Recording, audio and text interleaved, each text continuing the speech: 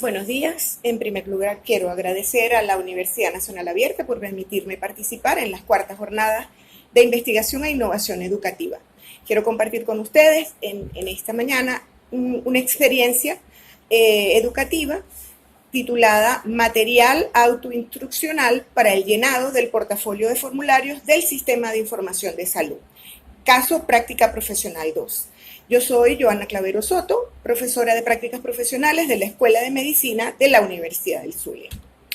En primer lugar, hay que hacer énfasis en que la Universidad del Zulia, desde su reapertura a mediados del siglo XX, ha implementado diferentes currículos para mantenerse actualizada y responder a las exigencias del entorno. Los más importantes en los últimos años fueron el currículum integral implementado a partir de 1995, siguiendo las premisas del currículum integral de Peñalosa, y que fue actualizada a través del Acuerdo 535 del Consejo Universitario en el año 2006. La innovación de este Acuerdo 535 fue exigir que todos los diseños se hicieran en función de competencias.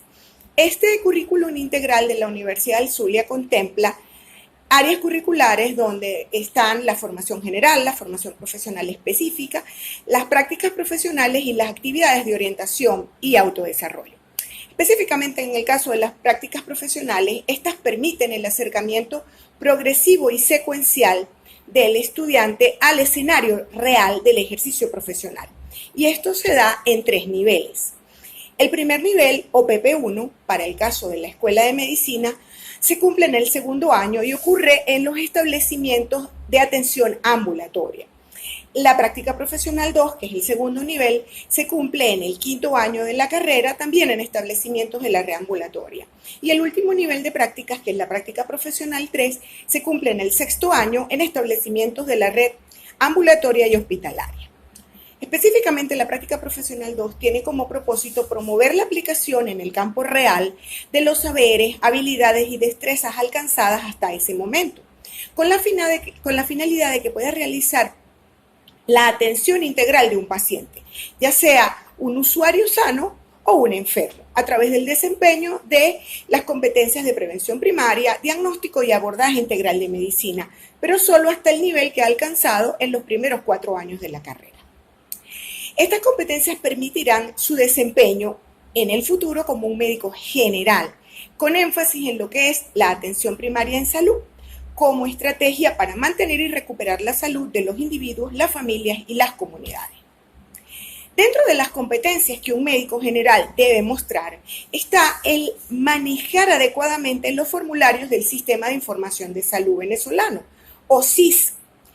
El SIS es importante para los médicos porque los médicos venezolanos están obligados a registrar y notificar las enfermedades y otros eventos relacionados con la salud, como los nacimientos y las defunciones. Entonces, como parte de la estrategia del diseño instruccional de la práctica profesional 2 está el portafolio. El portafolio, definido por Canalejas y Pérez en 2010, es una selección de muestras de trabajo del estudiante, que para el caso particular de práctica profesional 2 son los formularios del SIS de Venezuela. Se considera que el portafolio era una buena estrategia porque permitiría unir la práctica en la consulta que hace en los ambulatorios con el registro de los datos obtenidos de esa consulta con el posterior procesamiento e informe de la información generada por esa consulta médica.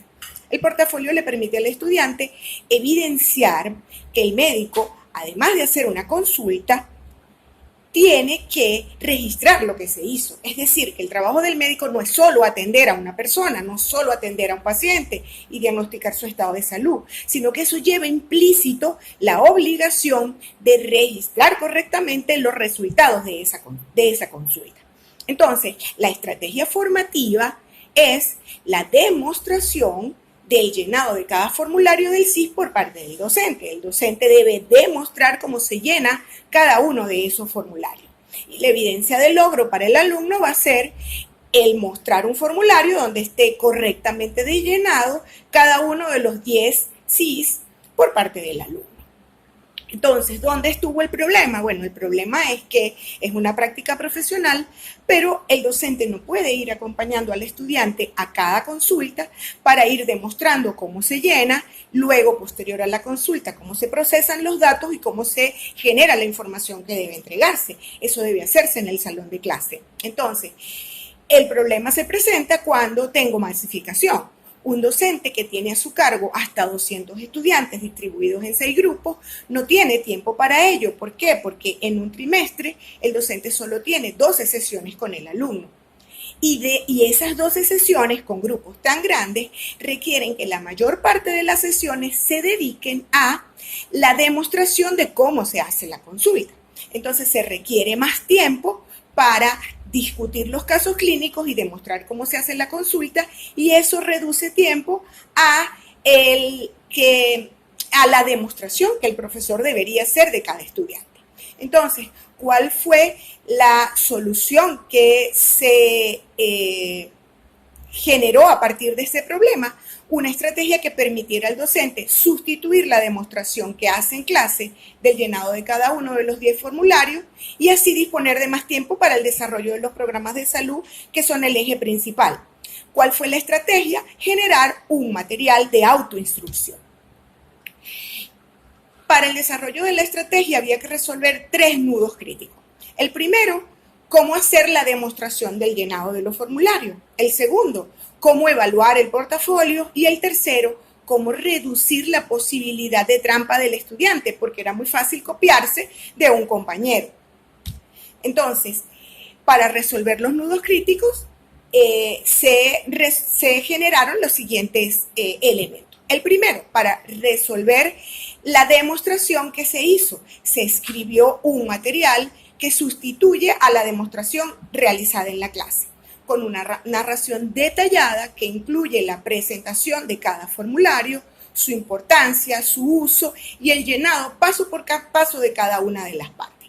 Esto se realizó para cada uno de los 10 formularios e incluye figuras que son extractos de cada una de las partes del formulario, y para cada uno de los formularios se presentó un ejemplo completo con un caso hipotético. Y es importante destacar que para escribir el material, la autora se inspiró en los libros de la Universidad Nacional Abierta, especialmente en los libros del curso introductorio. Para reducir el segundo nudo crítico, que era la corrección, se desarrollaron, ¿verdad? 8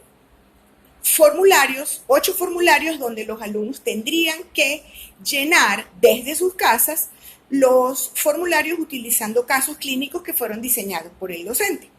Y los 2 formularios deberían llenarse en el ambulatorio, la historia clínica y el libro diario de registro de usuarios, si se podía hacer con el ambulatorio, porque cada alumno iba a ver alumnos diferentes, pacientes diferentes.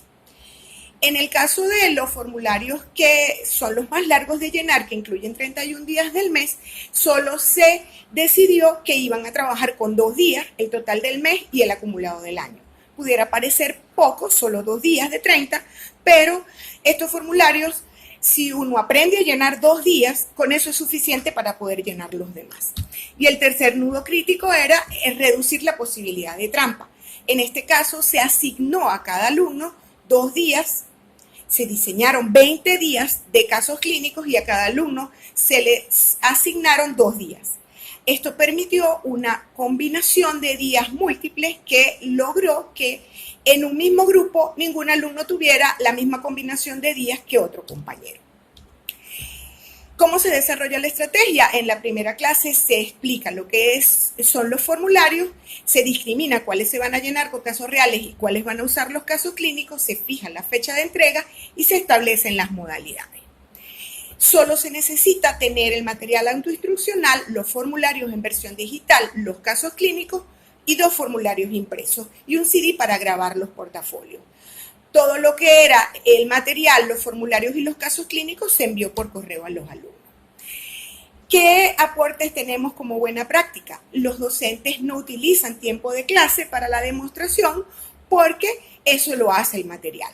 Y una vez elaborado el material, que sí consume tiempo, lo que hay que hacer es que al finalizar cada trimestre se hace una revisión. facilita la corrección y se requieren pocos recursos. Para los estudiantes, primero evidencian que los médicos hacen consulta y que revisan el material. Segundo, como utilizan su tiempo libre para llenar los formularios, lo pueden hacer lenta y cómodamente. Como tienen el material disponible, pueden leer tantas veces sea necesario el material, lo cual no se puede hacer en clase. Y además les queda el material para revisarlo cuando lleguen a la práctica profesional 3. ¿Cuál es la reflexión final?